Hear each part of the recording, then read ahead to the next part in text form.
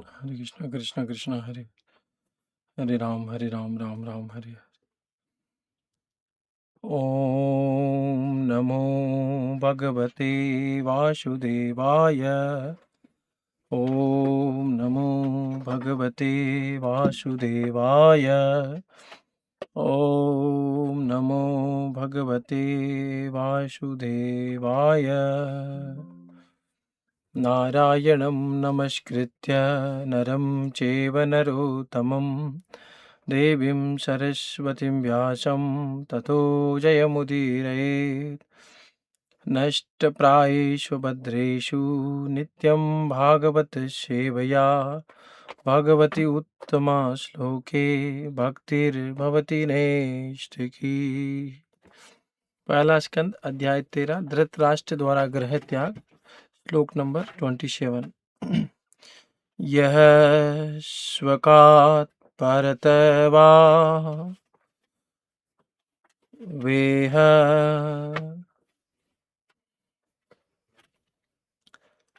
यह स्वकात् परतो वेह जात निर्वेद आत्मवान्।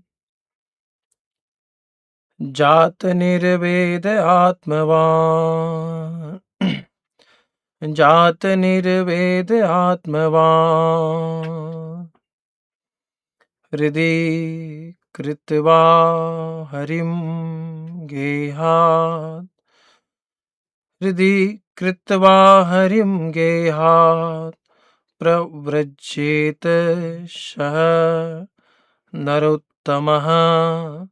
प्रव्रजेत स नरोत्तमः। यह स्वकारत परतो वेह जात निर्वेद आत्मवान्। हृदि कृत्वा हरिं गेहात् प्रव्रजेत स नरोत्तमः। यह स्वकारत परतो वेह जात निर्वेद आत्मवान्। हृदि कृत्वा हरिं गेहात् प्रव्रजेत स नरोत्तमः। हरे कृष्ण।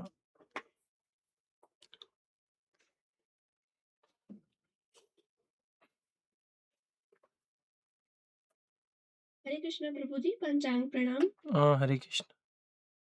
यह स्वकात् परतो वेह जात निर्वेद आत्मवान्। हृदि कृत्वा हरिं गेहात् प्रव्रजेत् स नरोत्तमः।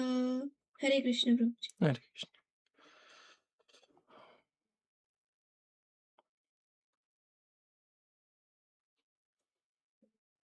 हरे कृष्णा प्रभु जी, दंडवत प्रणाम। हरे कृष्ण। ये स्वकात परतो वेह जात निर्वेद आत्मवान्।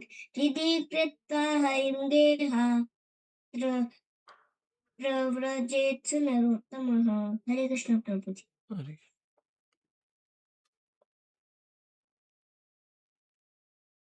हरे कृष्ण प्रभु जी, दंडवत प्रणाम। यह स्वकात् परतो वेह जात निर्वेद आत्मवान्। इति कृत्वा हरिं गृहात् प्रव्रजेत् स्नरोत्तम। हरे कृष्ण।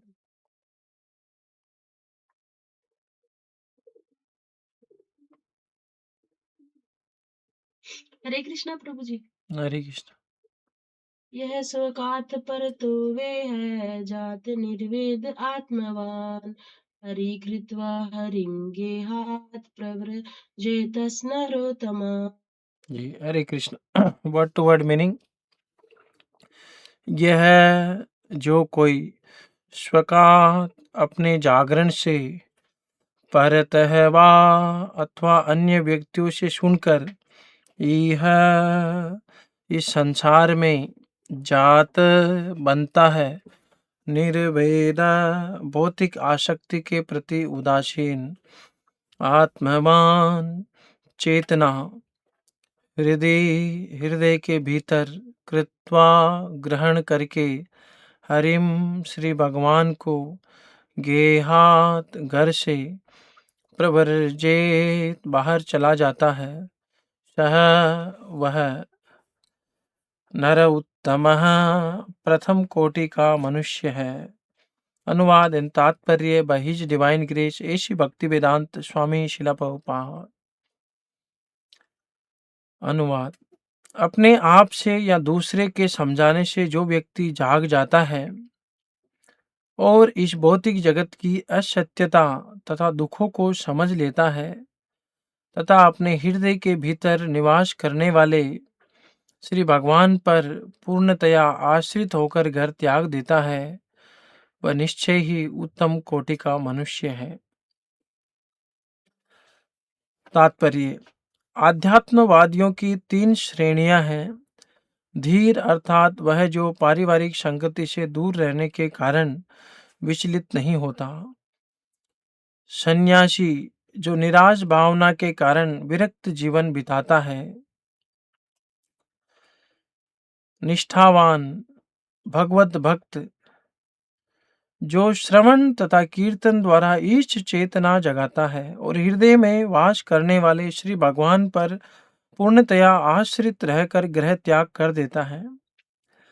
भाव यह है कि भौतिक जगत में निराश भावनामय जीवन के पश्चात संन्यास आत्म साक्षात्कार के मार्ग का प्रथम सोपान हो सकता है, किंतु मुक्ति मार्ग में वास्तविक सिद्धि तभी प्राप्त होती है जब मनुष्य उन श्री भगवान पर पूर्णतया आश्रित रहने का अभ्यास कर लेता है, जो परमात्मा रूप में प्रत्येक के हृदय में स्थित रहते हैं। वह भले ही घर के परे गहन अंधकार में जंगल में क्यों न रहे, किंतु धीर भक्त अच्छी प्रकार जानता है कि वह अकेला नहीं है। पूर्ण पुरुषोत्तम भगवान सदैव अपने सच्चे भक्त के साथ रहते हैं और किसी भी विषम परिस्थिति में उसकी रक्षा करते हैं। अतएव मनुष्य को चाहिए कि शुद्ध भक्तों की संगति में श्री भगवान के पवित्र नाम, रूप, लीलाओं, पार्षदों आदि का श्रवण तथा कीर्तन करते हुए घर पर ही भक्ति का अभ्यास करें और ये अभ्यास उसकी निष्ठा के अनुसार उसमें ईश चेतना जगाने में सहायता करता है। जो व्यक्ति ऐसे कार्यों द्वारा भौतिक लाभ चाहता है, वह कभी भी श्री भगवान पर आश्रित नहीं रह सकता। यद्यपि श्री भगवान हर एक के हृदय में वास करने वाले हैं, न ही उन लोगों को श्री भगवान कोई निर्देश देते हैं जो इस प्रकार के भौतिक लाभ के लिए श्री भगवान की पूजा करते हैं। ऐसे भौतिकतावादी भक्तों को श्री भगवान भौतिक लाभ का वर दे सकते हैं, किंतु वे कभी भी उत्तम कोटि के पुरुषों के स्तर को प्राप्त नहीं कर पाते। जैसा कि ऊपर बताया गया है, विश्व के इतिहास में विशेष रूप से भारत में ऐसे निष्ठावान भक्तों के अनेक उदाहरण पाए जाते हैं और वे सब आत्म साक्षात्कार के पथ में हमारे मार्गदर्शक हैं। महात्मा विदुर ऐसे ही एक महान भक्त हैं और आत्म साक्षात्कार के लिए हमें उनके कमल सदृश चरण चिन्हों का अनुसरण करने का प्रयास करना चाहिए। इस प्रकार भक्ति वेदांत तात्पर्य का अंत हुआ। ओम ज्ञानतिमिरान्धस्य ज्ञानञ्जनशलाकया चक्षुरुन्मीलितं येन तस्मै श्रीगुरुवे नमः। नमः ॐ विष्णुपादाय कृष्णप्रेष्ठाय भूतले श्रीमते भक्तिवेदान्त स्वामिनिति नामिने।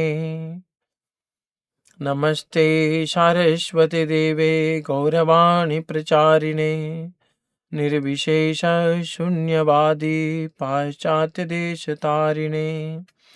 जय श्री कृष्ण चैतन्य प्रभु नित्यानंदा श्री अद्वैत गदाधर श्रीवासादि गौर भक्त वृंदा। हरे कृष्णा कृष्ण कृष्णा हरे हरे, हरे राम राम राम हरे हरे।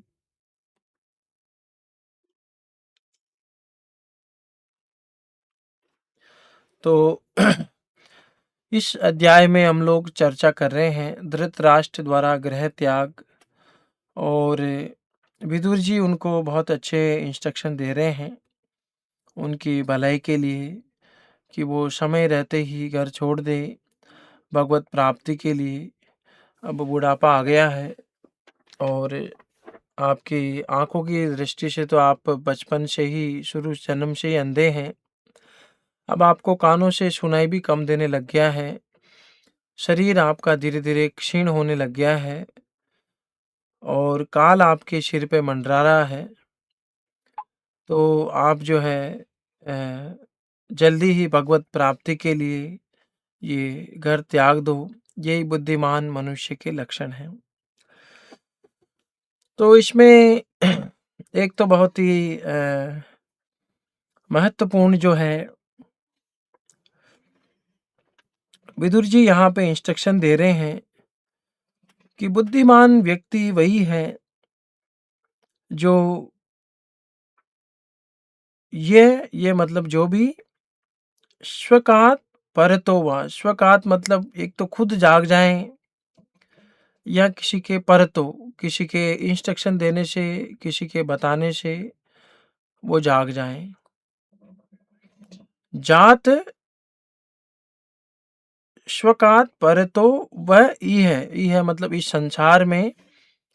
और जागने का मतलब क्या है कि निर्वेद आत्मवान। निर्वेद का कि ये जो भौतिक संसार है इसके प्रति उदासीन हो जाता, मतलब इसमें आसक्त नहीं रहता, as a matter of duty करता, लेकिन आसक्ति नहीं रहती। आत्मवान है ना, का अर्थ यहाँ पे चेतना दिया है। हृदय कृत्वा हरिम गेहात। और इस संसार से उदासीन होने का मतलब क्या है? दूसरा जो महत्वपूर्ण पॉइंट है वो ये है कि वो गेहात, गेहात मतलब घर से प्रव्रजेत चला जाता है। कहाँ चला जाता है? किसके पास चला जाता है? हरिम कृत्वा हृदिम कृत्वा हरिम। जो हरि है वो हमारे हृदय में निवास करते हैं, उनकी वो शरण ले लेता है, उन पे वो निर्भर रह कर के वो गेहात प्रवर्जेत, वो घर त्याग देता है। नरोत्तम है, उसी को नरोत्तम बोलते हैं, उसी को श्रेष्ठ मनुष्य बोलते हैं, क्योंकि उसने मनुष्य जीवन का जो लक्ष्य है उसको समझ लिया, है ना। इस संसार से उसको वैराग्य आ गया। तो प्रभुपाद जी बताते हैं कि वैराग्य का मतलब क्या है ना। इंग्लिश में इसको बोलते हैं डिटैचमेंट। वैराग्य का मतलब क्या है कि इस संसार से वैराग्य और कृष्णा से आसक्ति, ये वैराग्य की पूरी परिभाषा है। इस संसार से वैराग्य आना इतनी बड़ी बात नहीं है एक लेवल पे देखें तो, और स्पेशली अभी के समय पे, और पहले भी रहा है कि संसार से वैराग्य आना इतनी बड़ी बात नहीं है। लेकिन कृष्णा से आसक्ति डेवलप करना इतना आसान नहीं है ना, क्योंकि उसके लिए जो है बहुत ही है ना तपस्या कृपा चाहिए। तो अपने आप से या दूसरों के समझाने से जो व्यक्ति जाग जाता है, ये स्वकात परतो वह ही है और इस भौतिक जगत की असत्यता तथा दुखों को समझ लेता है। तो ये प्रभुपाद जी इसके अनुवाद में बहुत महत्वपूर्ण बता रहे हैं कि इस भौतिक जगत की असत्यता मतलब ये टेम्पररी है, ये सत्य नहीं है, है ना। ये भौतिक जगत सत्य नहीं है, टेम्पररी है और दुखों को समझ लेता है ना। जो भौतिक जगत की जात निर्वेद, क्यों वैराग्य क्यों आएगा आदमी को, है ना। भाई आदमी गंदी जगह पे क्यों नहीं जाना चाहता? क्योंकि उसको पता है गंदी जगह है।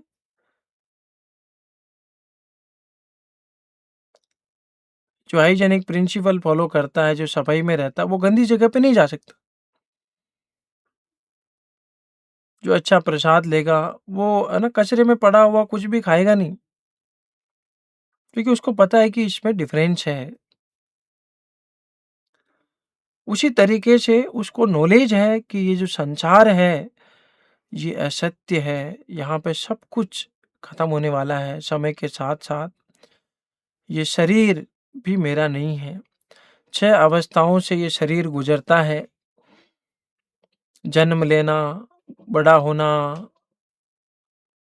फिर बच्चे होना, है ना? कुछ समय तक मेंटेन रहता है, फिर क्षय होना शुरू हो जाता है और अंत में इसका जो है राम नाम शतः है। 3 अवस्थाएँ होती है, या तो वो मिट्टी में मिल जाएगा, या उसके स्टूल बन जाएगा, या उसको कीड़े-मकोड़े खा जाएँगे, है ना? किसी का भोजन बन जाएगा। तो वो समझ लेता है कि भई ये संसार में असत्य है, लेकिन कोई बात नहीं है, दुःखालयम् अशाश्वतम्, है ना? अशाश्वतम् है, कोई बात नहीं, सहन कर लेंगे, है ना? नहीं, बहुत दुःख है, ये भी हमको समझना है। तो कई लोग बोलते हैं कि नहीं, ये तो क्या है कि नेगेटिव व्यू है आपका, हर चीज़ को पॉजिटिव तरीके से देखो आप, बी पॉजिटिव। आप हर चीज़ को नेगेटिव नेगेटिव क्यों बोलते हैं? कि मर जाएगा, बुढ़ापा, बीमारी, ये बातें क्यों? पॉजिटिव, बी पॉजिटिव, बहुत अच्छी बात है। लेकिन प्रभुपाद जी बोलते हैं कि जब तक आप सत्यता से जागृत नहीं हैं कि पॉजिटिव किस तरीके से होना है और नेगेटिव किसके प्रति होना है, इस संसार के प्रति जब तक आप इसको दुखालय में शाश्वतम नहीं समझते हैं, तब तक आपको वैराग्य क्यों आएगा? अगर आप घर में कंफर्टेबल हैं, सब कुछ बढ़िया है, तो क्यों वैराग्य आएगा? तो नेगेटिव व्यू भी बहुत अच्छा है, नेगेटिविटी भी बहुत अच्छा है। कोई बोलता है कि भई सिगरेट पीने से कैंसर होता है। अरे बोले, इतना नेगेटिव क्यों हो रहे हैं आप? नहीं, नेगेटिविटी बहुत अच्छी है, नहीं पिएगा बहुत अच्छा है। बोले शराब पीना, अरे शराब में एन्जॉय कर रहे हैं हम लोग, आप नेगेटिव क्यों हो रहे हैं इतना? नहीं, वो नेगेटिविटी बहुत ज़रूरी है कि शराब गंदी चीज़ है, शराब पाप कर्मों के प्रति नेगेटिव होना बहुत ज़रूरी है कि सर ये पाप है, मैं नहीं कर सकता, मैं नहीं करूँगा ये। ये नेगेटिव होना बहुत ज़रूरी है, उसमें कोई एंथुसियाज़्म उत्साह दिखाने की ज़रूरत नहीं है पाप करने में, है ना? 1 सिगरेट की जगह 2 सिगरेट पी के धुआँ उड़ाने में कोई वो उत्साह वाला काम नहीं है ना? कि मैं शराब की सुबह-शाम शराब पीता हूँ, तो वो कोई उत्साह वाला काम नहीं है, पार्टी कर रहे हैं, नाच रहे हैं, तो वो तो दुर्गति है, वो तो पाप कर्म है, उसके प्रति नेगेटिविटी होना चाहिए कि नहीं, नहीं, नहीं, हमको नाइट में लेट तक नहीं जगना है, जल्दी सोना है, सुबह जल्दी उठना है।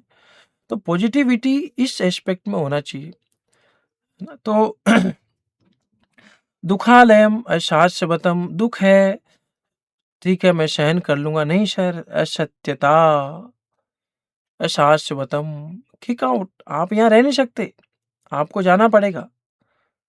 जब समय आएगा तो आपको यहाँ से निकाल दिया जाएगा।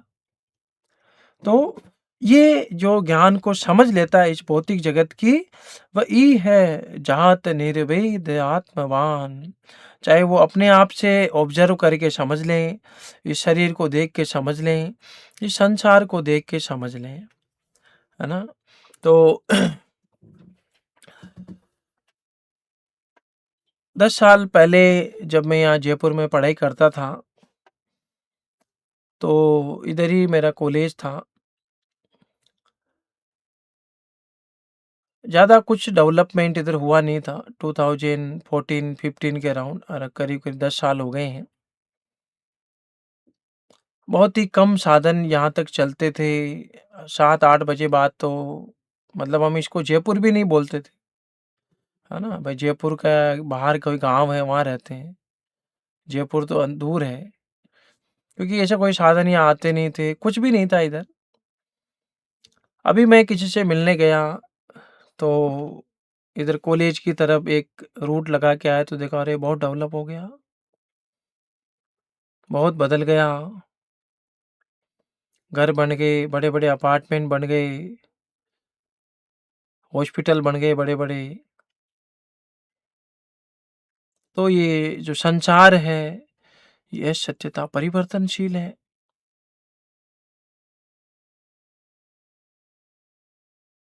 अरे! आप तो जवान थे, जब हम मिले थे तब तो।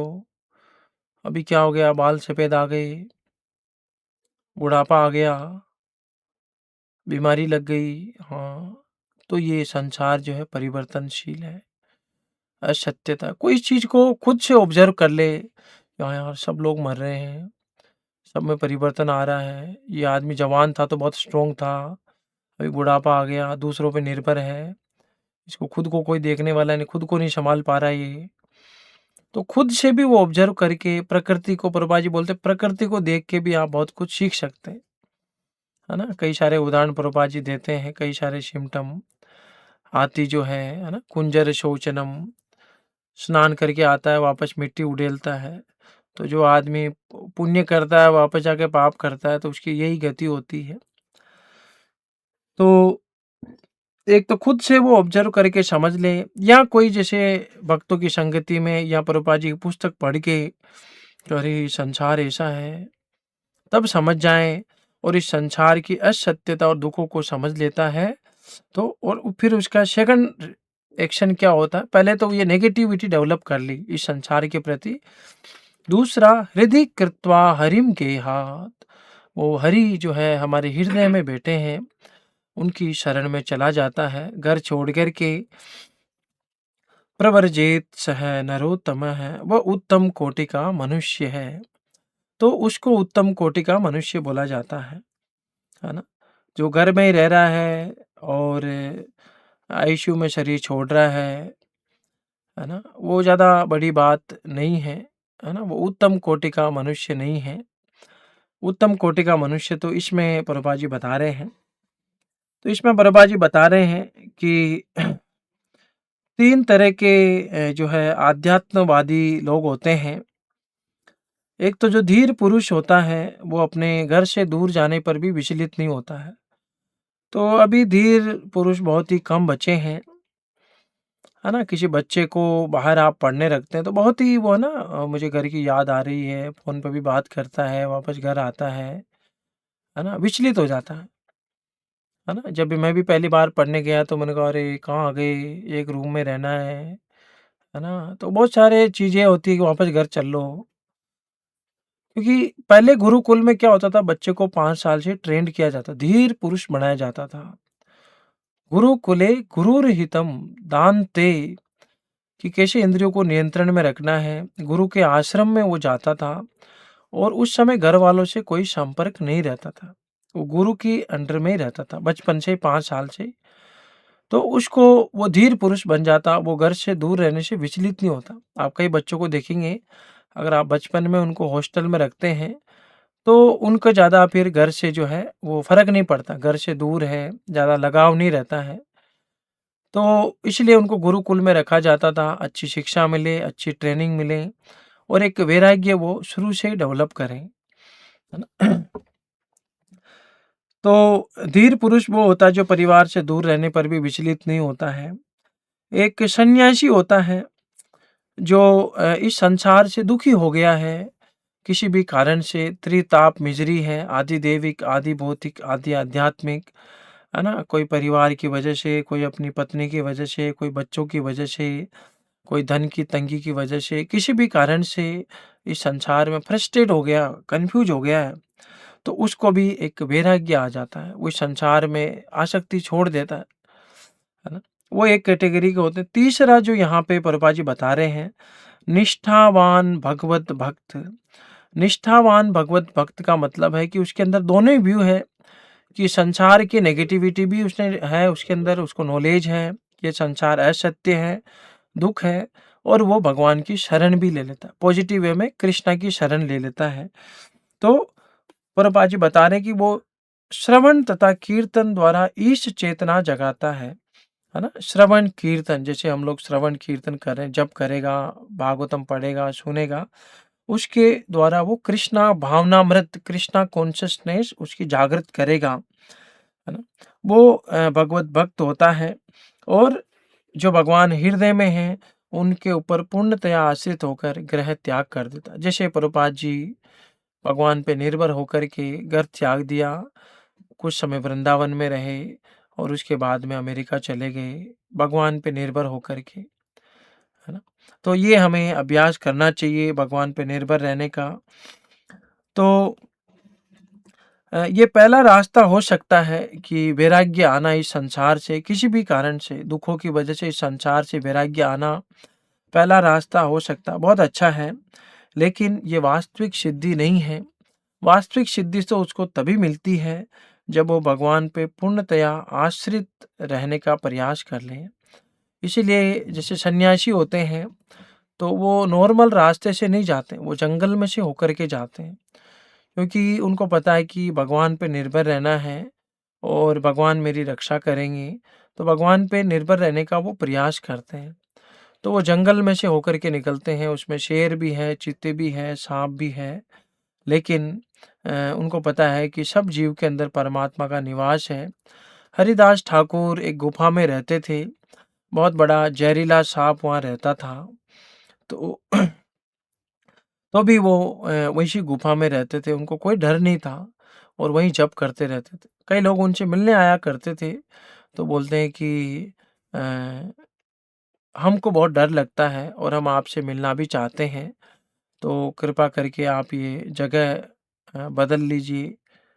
तो सबके सामने जो है साँप वहाँ से निकल जाता है, उनको विश्वास दिलाने के लिए।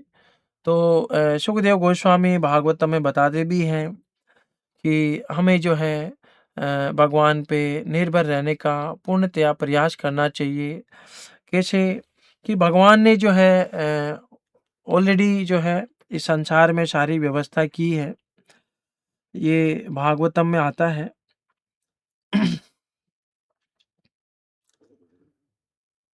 कि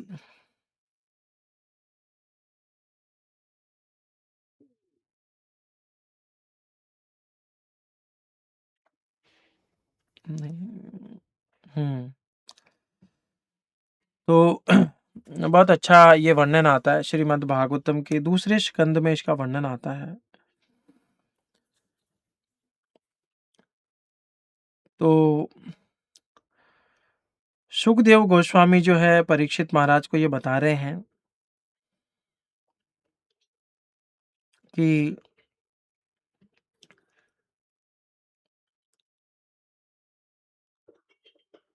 जो भी एनलाइटन पर्सन है, आत्मवान है,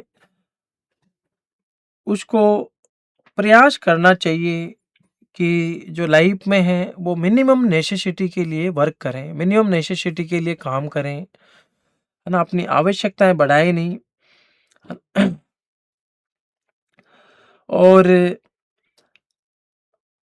उसे अपनी जो इंटेलिजेंस है, बुद्धि है, वो फिक्स रखनी चाहिए और कभी भी अनवांटेड चीज़ें, है ना, जिनकी हमारी लाइफ में ज़रूरत नहीं है, उनके लिए उसे कभी भी प्रयास नहीं करना चाहिए, है ना? और अगर कोई कंपटीशन के कारण या नेम फेम के कारण इस संसार में वो प्रयास करता है, कुछ चीज़ें पाने के लिए, तो वो केवल उसकी मेहनत है, उसका कोई ज़्यादा महत्व नहीं है। और वो बता रहे हैं कि अ, जब हमें लेटने के लिए, सोने के लिए पूरी धरती है, तो हमें बेड की क्या ज़रूरत है? बिस्तर और पलंग की क्या ज़रूरत है? जब पूरी धरती है, हम कहीं पे भी सो सकते हैं। और तकिया के लिए जैसे है ना, अपन ये हाथ यूज़ करके भी सो जाते हैं, तो बोले ऐसे वो हाथ यूज़ करके तकिया लगा सकता है, तो तकिए की क्या ज़रूरत है? और वो हाथ में भी जैसे अपने दोनों हाथ हैं, इनमें भी रख के भी वो खा सकता है ना? जैसे हम जल पीते हैं, तो कहीं पानी आता तो हम ऐसे ही हाथ से ही पी लेते थे, है ना? हैंडपंप में ऐसे आप पानी पिएँगे तो हाथ से ही पी लेते हैं, तो फिर हमें बर्तनों की क्या ज़रूरत है? और बहुत सारे पेड़ हैं, जिन पे बड़ी-बड़ी जो है पत्ते होते हैं, जिनसे हम अपनी बॉडी को कवर कर सकते हैं, तो फिर हमें कपड़ों की क्या ज़रूरत है ना? तो कहने का मतलब ये है कि ये सब चीज़ें प्रकृति में हमेशा ही है, तो हमें किसी के, है ना, अननेसेसरी वर्क करने की क्या ज़रूरत है? और कपड़े चाहिए तो कई सारे फटे पुराने कपड़े हैं जो हमको वैसे ही मिल जाएँगे। कई लोग पहन के फेंक देते हैं, है ना? गौर किशोर दास बाबा जी महाराज की जो वो धोती फेंक देते थे, पुरानी धोती यूज़ करते थे। जो बर्तन लोग फेंक देते थे घरों के, उन बर्तनों को यूज़ कर लेते थे, है ना? और अ, जो पेड़ है है ना? उनसे हम लोग जो है फल ले सकते हैं, बहुत सारे फल मिल जाते हैं, बहुत सारी चीज़ें मिल जाती हैं, तो हमें किसी के सामने भीख माँगने की क्या ज़रूरत है? नदियाँ हैं, है ना? जहाँ पे खूब पानी है, तो हमें मतलब हमारी प्यास बुझाने के लिए सफिशिएंट है। और जो गुफ़ाएँ हैं, जो पहाड़ हैं, पर्वत हैं, उनमें गुफ़ाएँ हैं, तो हम वो बंद जगह है, वहाँ पे रह सकते हैं, है ना? और जो भगवान पे निर्भर है, तो क्या भगवान उसकी रक्षा नहीं करेंगे, है ना? तो फिर हमें जाकर के अमीर लोगों को या है ना, लोगों से भिक्षा माँग के करने की क्या ज़रूरत है? तो सुखदेव गोस्वामी बताना चाह रहे हैं कि हमें भगवान पे किस तरीके से निर्भर रहना है। ध्रुव महाराज जंगल में गए, तो उन्होंने तपस्या की भगवत प्राप्ति के लिए और जो सूखे कंदमूल थे वो उनको मिले रहे। भरत महाराज गए पुला आश्रम में रहे, तो जो सब सुविधा थी जंगल में, लकड़ी ले आते थे और सब चीज़ें उनको मिल जाती थी भगवान की कृपा से। तो इस तरीके से जो है हमें ज़्यादा हार्ड वर्क करने की ज़रूरत नहीं है, ये भागवतम के इंस्ट्रक्शन हैं। क्योंकि हमारा जो उद्देश्य होना चाहिए वो भगवत प्राप्ति है और भगवान की कृपा से प्रभुपाद जी बताते हैं 80 लाख योनियों को कृष्णा जो है बिना वर्क करे ही वो कुछ भी काम नहीं करते, उनका कोई रोजगार नहीं है, कोई ऑफिस में नहीं जाते, फिर भी उनको भरपेट के खाना मिलता है। और लेकिन जो 4 लाख योनियां हैं मनुष्य योनि, उनमें बहुत प्रॉब्लम है खाने पीने की। तो अगर कोई भगवान का भक्त बन गया, तो जो भगवान जो पशु को ही खिला रहे हैं, इतने सारे जानवरों को भी खिला रहे हैं, तो क्या कोई भगवान की सेवा करेगा तो भगवान उसको नहीं खिलाएँगे? तो डेफ़िनेटली भगवान उसको सब कुछ देते हैं। पूर्ण रूप से उसकी रक्षा भी करते हैं और उसको मेंटेन भी करते हैं। तो ये हमें भगवान पे श्रद्धा होनी चाहिए, है ना? और ये हमें अभ्यास करना चाहिए जीवन में। कि सपोज़ करो कि बीमार हो गए, मैं बीमार हो गया, ठीक है, डॉक्टर के पास तो जाना ही है, सभी जा ही रहे हैं। लेकिन हम भगवान पे निर्भर रह के भी अगर हमने संन्यास ले लिया, वहाँ कहाँ डॉक्टर है ना? डॉक्टर को दिखाना चाहिए, ऐसा नहीं है, लेकिन आप बिना डॉक्टर को दिखाए भी ठीक हो सकते हैं। हो सकते हैं, जो मिनिमम दवाई है ले लो, नहीं तो आप अपने आप भी रिकवर हो सकते हैं, है ना? भगवान पे निर्भर रह कर के, है ना? कई सारी चीज़ें अपने आप ही रिकवर हो जाती है। लेकिन आज के लोगों की भगवान पे निर्भरता नहीं है। छोटी-छोटी चीज़ों के लिए वो कंसल्ट करते हैं, अरे ये क्या हो गया? छोटी से कुछ हो गया, चक्कर आ गया आदमी को तो डॉक्टर के पास जाएगा, अरे मेरे को चक्कर क्यों आ गया? हैं? चक्कर आ गया ठीक है, कुछ हो गया होगा खाने में ऊपर-नीचे हो जाता है, शरीर है ना? डॉक्टर के पास जाना, अपॉइंटमेंट लेना, पैसे खर्च करना, समय भी खराब, पैसे भी खराब, है ना? आदमी अननेसेसरली खाने-पीने के लिए उसको क्या चाहिए, कितना खाता है आदमी, हैं? अभी तो शहर में तो आदमी वैसे ही कम खाता है।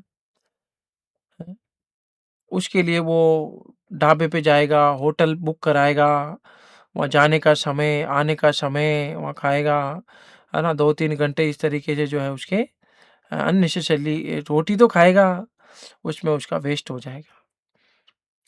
इसकी बजाय तो वो भगवान की भक्ति में अपना समय लगाएँ और स्पेशली जब ओल्ड एज आ गई है, तो ठीक है समाज के कुछ जाना ही पड़ता है, ज़रूरी काम है, ठीक है। लेकिन 50 साल, 60 साल बाद थोड़ी समाज ही रहेगा। हैं, ज़िंदगी समाज समाज इटर्नल थोड़ी है। असत्यता, दुखों को समझना है, तो फिर हमें कट कट डाउन करना है, बोले कि हम है ही नहीं, अवेलेबल ही नहीं है। कोई बोले कि आप आएँगे, बोले मैं अवेलेबल ही नहीं हूँ, तो कोई कुछ बोलेगा ही नहीं, है ना? बहुत इंटेलिजेंट होना है। बोले बच्चों की शादी हो गई, अब हमारा काम हो गया, अब समाज कब तक समाज, समाज करते रहेंगे? समय बचाना, भगवान का नाम जप करो, भागवतम पढ़ो।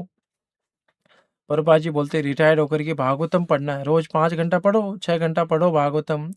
हैं, रोज़ 64 माला करो, बहुत अच्छा। ओल्ड एज आ ही गई, बुढ़ापा आ ही गया, है ना? जो मिनिमम काम हो जाए घर का वो भी कर लो, नहीं होए तो यही करते रहो। इसमें सभी का भला है, क्योंकि जो भगवान का भक्त बनता है उसी से संसार का भला होता है। तो ये चीज़ें हमको बहुत ही अच्छे से क्लियर होनी चाहिए कि हमें भगवान पे निर्भर रह कर के प्रभुपाद जी यहाँ पे बता रहे हैं कि कोई जंगल में रह रहा है तो वो सोचेगा अरे मैं तो अकेला ही हूँ, अकेला नहीं है वो, भगवान उसके साथ हैं, कृष्णा उसके साथ है, वो कभी अकेला नहीं है। आप देखेंगे गोस्वामी जो रहते थे, अकेले जप करते थे वृंदावन में, हैं, पेड़ बदल के रहते थे। हरिदास ठाकुर अकेले जप करते थे, अकेले नहीं थे, भगवान उनके साथ है ना? और प्रभुपाद जी यहाँ बता रहे हैं, भगवान हमेशा सच्चे भक्त के साथ रहते हैं, किसी भी विषम परिस्थिति में उसकी रक्षा करते हैं, है ना? तो इसीलिए अ मनुष्य को चाहिए कि वो शुद्ध भक्तों की संगति करें। और संगति में क्या करना है? भगवान का जो पवित्र नाम है, रूप है, लीला है और पार्षद है, उनका श्रवण करना है, कीर्तन करना है। और भक्ति में वो घर पे रह कर के भी ये सारे प्रयास कर सकता है। और कृष्ण भावनामृत जो हमारी चेतना है उसको जागृत करने में ये सब चीज़ें सहायक होती है, उसके लिए हमें प्रयास करना चाहिए। प्रभुपाद जी यहाँ पे एक बहुत महत्वपूर्ण पॉइंट बता रहे हैं कि अगर कोई भी व्यक्ति अ, भगवान की भक्ति करता है और भगवान से कुछ भौतिक लाभ चाहता है, तो वो भगवान पे आश्रित नहीं रह सकता, क्योंकि वो कुछ इच्छाएं करती, इसकी कुछ इच्छाएं नहीं है भक्ति करनी, केवल वो भगवान पे निर्भर रह के चल, जिसकी भौतिक इच्छाएं हैं और भगवान से कुछ चाहता है भक्ति के बदले में, तो वो भगवान पे निर्भर नहीं हो सकता। और उस लोगों को भगवान कोई निर्देश भी नहीं देते, है ना? तो कई बार लोग बोलते हैं ना कि चलो बढ़िया गाड़ी आ गई, बढ़िया घर बन गया, शादी हो गई, सब बढ़िया हो गया, भगवान की कृपा है। एक्चुअल में ये भगवान की कृपा नहीं है ना? जो रियल जो भगवान की कृपा है, वो तो हमारे हृदय में संसार से एक स्ट्रॉन्ग वैराग्य और हरि भक्ति, है ना? नारायण परायण है ना? कि भगवान के प्रति हमारा स्ट्रॉन्ग अटैचमेंट आए, कि है ना, भगवान के नाम जप में रुचि आए, वो भगवान की विशेष कृपा माननी चाहिए। कि मुझे भौतिक सुख सुविधाएं क्या मिली, क्या नहीं मिली, वो भगवान की कृपा नहीं है एक्चुअल में, रियल में देखे तो। इसलिए प्रभुपाद जी के पास है ना, कुछ इंडियन आए थे, तो बोले कि स्वामी जी आशीर्वाद दे दो, घुटने में दर्द है थोड़ा थोड़ा, तो ये कर दो वो कर। तो प्रभुपाद जी बोले कृपा चाहिए क्या? बोले हाँ। तो उनके शिष्य की तरफ इशारा करते हैं, बोले मेरी कृपा तो ये है ना? ऐसे एकदम चकाचक कर देते हैं। तो बोले कि ये कृपा है। तो वो बोले नहीं नहीं, अरे स्वामी जी अभी तो घर है, अभी तो बहुत सारी जिम्मेदारियां है ना? ये नहीं चाहिए हमको। तुरंत भाग जाते, है ना? इसीलिए गौर किशोर दास बाबा जी महाराज के पास एक राजा आता है, बोलता है कि महाराज आप, बाबा जी महाराज, मैंने कई साधु को बुलाया है, आप भी मेरे घर पधारो, मेरा महल है, आप यहाँ क्या टॉयलेट के पास बैठ के जप करते हैं? मेरे महल में पूरा महल दे देता हूँ आपको, तो और आप मेरे घर पधारो, मेरी बहुत इच्छा है कि आप पधारो। तो बोलते अच्छा, आप मेरे को बुलाना चाहते हैं? बहुत अच्छा। तो बोले सही में बुलाना चाहते हैं? बोले हाँ बाबा जी महाराज हाँ। तो बोले घर जा और सब महल सब दान करके आ जा, और यहाँ आके बैठ के जप कर। वो भाग गया और वो कभी नहीं आया फिर। बोले तू मेरे को इंद्रिय विषय में फंसाना चाहता है, तेरे महलों में रख के, हैं, भोग वासना में मुझे फंसाना चाहता है, बुलाना चाहता है। कृपा लोगों को पता नहीं क्या कृपा क्या है। कृपा है कि प्रभु जी मंगल आरती में उठ रहे हैं, मंगल आरती कर रहे हैं, जप कर रहे हैं, बहुत अच्छा, जप में मन लग रहा है, एक शॉट में 16 माला हो रही है, बहुत कृपा है। एकादशी पे 64 कर पा रहे हैं, संसार से वैराग्य आ गया, कोई नहीं बचा। तो नारद मुनि भगवान को धन्यवाद देते, भगवान अब कोई नहीं बचा, बस उनकी मदर को सांप डस लेता है, तो बोले भगवान अब कोई नहीं बचा है, केवल आप ही मेरे एक सहारा है। हाँ, धन्यवाद देते हैं भगवान, संसार के सारे बंधन कट हो गए हैं। ये प्रभुपाद जी प्रेयर करते हैं कृष्णा से, कृष्णा आहार निद्रा भय मैथुन, ये चार जो है शरीर की आवश्यकताएं हैं, इनसे मैं मुक्त हो जाऊं, ये बहुत विशेष कृपा है। तो प्रभुपाद जी बोलते हैं कि मैथुन, तो मैंने गृहस्थ लाइफ छोड़ ही दी, पत्नी छोड़ ही दी। भय, उसका कोई ज़्यादा, है ना, भय है नहीं। आहार और निद्रा, ये जो है, ये भी कृष्णा की कृपा से मैं मुक्त हो गया। तो प्रभुपाद जी लास्ट के 6 महीने में ना चरणामृत लेते थे, तो आहार भी छूट गया, निद्रा न के बराबर आती है, ओल्ड एज में वैसे भी नहीं आती है। तो भगवान की ये विशेष कृपा है कि भगवान में आहार से भी मुक्त हो गया, निद्रा से भी मुक्त हो गया, भय मैथुन इन चीज़ों से मैं मुक्त हो गया। ये बहुत विशेष कृपा है मेरे पे, है ना? ये हमें कृपा के रूप में समझना चाहिए कि भगवान की कृपा क्या है, भगवान की भक्ति कृपा है। इस संसार में उलझना, एक गाड़ी की 2 गाड़ी हो गई, एक घर के 2 घर हो गए, बहुत कृपा है। अरे मूर्ख आदमी क्या कृपा है? प्रभुपाद जी बोलते हैं कॉकरोच बनेगा, छिपकली बनेगा, हैं? 20वें माले में फ्लोर बना ना अपार्टमेंट, 20वें माले में भी कॉकरोच आता है ना बाथरूम में, कहाँ से आए कॉकरोच? हैं? आ सकती है, घर में आ सकती है, बाथरूम से आ सकती है। अरे इतनी महँगी-महँगी टाइलें लगाई, कितना बढ़िया बाथरूम बनाया। कई लोग सोने का बनाते हैं उसको बाथरूम, अरे बाथरूम सोने का बनाओ, चांदी का बनाओ, प्लास्टिक का बनाओ, बाथरूम में क्या करना है? हैं? तो ऐसे-ऐसे मूर्ख लोग होते हैं जो मतलब बाथरूम में भी सोना लगाएँगे, उसमें सोना लगाओ, कुछ भी लगाओ, बाथरूम में हो तो हाँ, तो है ना? कई लोग बाथरूम इतना बड़ा घर बनाया, मरता बाथरूम में ही है, हार्ट अटैक आ गया। किस काम का वो घर? बहुत कृपा है जी। वो कृपा नहीं है, प्रभुपाद जी की एक गॉड है ना, वो गॉड सिस्टर थी, भक्ति सिद्धांत ठाकुर महाराज की शिष्य थी वो। तो जब उसकी दीक्षा हुई थी, तो है ना, जैसे किसी लड़की की शादी होती तो उसके माता-पिता दहेज में कुछ देते हैं। कुछ गहने उसके लेते हैं, सोना, चांदी और कुछ-कुछ सामान जो भी उनकी शक्ति होती है, वो अपनी बिटिया को विदा करते हैं तो दहेज देते हैं। तो वो दहेज ज़बरदस्ती वाला नहीं होता, अभी जो लोग सोचते हैं वैसा नहीं है कि दहेज इतना माँगते नहीं है लड़के वाले कभी। उनकी बेटी है तो उनकी जो शक्ति है, राजा राजा के हिसाब से देगा, है ना? पहले राजा देता था ना, इतने घोड़े, इतना सोना, इतने हाथी, वो उसकी क्षमता है। किसी के पास नहीं है, तो जब चैतन्य महाप्रभु की शादी हुई थी लक्ष्मी प्रिया से, है ना? तो वल्लभाचार्य बोलते हैं ब्राह्मण को कि उनको वो मतलब ब्राह्मण जो है ना वो संबंध कराता है। सची माता के पास जाता है, बोले कि ऐसी कन्या है ना? बहुत सुंदर और आपके पुत्र का विवाह करा देते हैं। तो इस तरीके से तो वल्लभाचार्य के पास वो ब्राह्मण जाता है, तो बोले बहुत अच्छी बात है, ऐसा वर कहाँ मिलेगा इतने गुणवान। बोले लेकिन मेरे पास पैसा नहीं है, मैं गरीब आदमी हूँ, तो केवल 5 आमलकी मतलब आँवला, आँवला मैं दहेज में दूँगा, है ना? और कुछ भी नहीं। तो वो बात बोलते बोले हाँ, ठीक है, कोई दिक्कत नहीं, है ना? तो वो उनकी जो श्रद्धा थी, जितनी शक्ति थी उतना उन्होंने दहेज में, तो दहेज का ये होता है कि अपनी शक्ति से वो दहेज, तो उसको भी कुछ है ना गहने दिए, कुछ-कुछ दिया, है ना? तो वो जो भी उसके पास था, उसने भक्ति सिद्धांत ठाकुर महाराज को दे दिया। जब उसकी दीक्षा हुई कि गुरु महाराज आप रखिए, आप प्रचार कर रहे हैं, प्रचार में बहुत धन की आवश्यकता होती है। आप ये जो भी मेरे पास है, सब आप अपनी सेवा में रखिए। और लेटर ऑन उनकी कृपा से वो वृंदावन चली गई और वृंदावन में गोविंद देव जी का जो मंदिर है, ये करीब-करीब 1960 की बात है ना? प्रभुपाद जी वहाँ पे जाते थे। तो उस समय वृंदावन में लाइट भी नहीं थी, कुछ भी जंगल था, कोई डेवलप नहीं था 1960 में, है ना? आप देखेंगे पुराने कुछ वीडियो तो आपको पता चलेगा।